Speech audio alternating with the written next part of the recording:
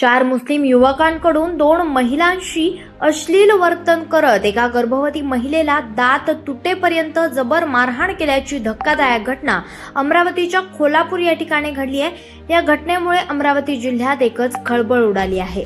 या घटनेसंदर्भात खाटीक समाजाच्या शिष्टमंडळांनी खासदार अनिल बोंडे यांची भेट घेत या गंभीर बाबी संदर्भात माहिती दिली आहे। खासदार अनिल बोंडे यांनी तत्काळ शिष्टमंडळासह जिल्हा ग्रामीण पोलीस अधीक्षक निकेतन कदम यांच्या कार्यालयात धाव घेत सविस्तर घटनेसंदर्भात चर्चा करण्यात आली।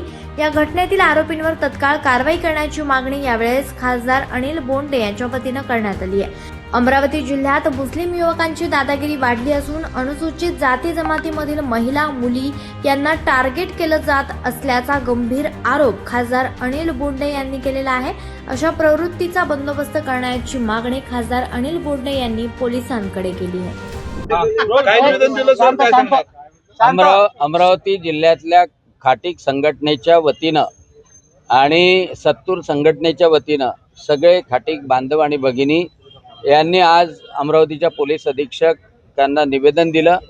खोलापूरमध्ये 6 दिवसाच्या अगोदर घटना घडली की आमची एक खाटीक भगिनी आणि चर्मकार भगिनी जेवण केल्यानंतर जेव्हा शतपावली करत होती तेव्हा 4 मुस्लिम युवकांनी त्यांना त्यांच्या अंगाला म्हणजे जिथे स्पर्श करू नये तिथे स्पर्श केला आणि त्यांनी प्रतिकार केल्यानंतर त्यांना मारहाण केली। एवढी मारहाण केली की गर्भवती असलेल्या त्या महिलेचे दात पडले, त्याच्या हनवटीला खोच आली आणि ती त्या ठिकाणी बेशुद्ध पडली आणि त्यामुळं तिथे त्या प्रकरणात पोलिसांनी त्यांना अटक केली, ॲट्रॉसिटीसुद्धा लावलं आणि म्हणून कायदा सुव्यवस्था चांगली राहावी म्हणून या खाटीक समाजाने शांतता पाळली।